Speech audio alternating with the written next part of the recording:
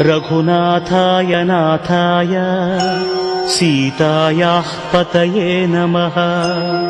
श्रीराम राम रघुनन्दन राम राम, श्रीराम राम भरताग्रज राम राम, श्रीराम राम रणकर्कश राम राम, श्रीराम राम शरणं भव राम राम।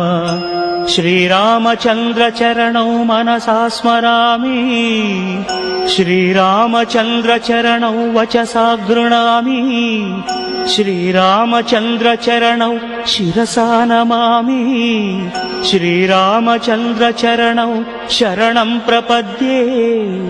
माता रामो मत्पिता रामचन्द्रः, स्वामी रामो मत्सखा रामचन्द्रः, सर्वस्वं मे रामचन्द्रो दयालुः।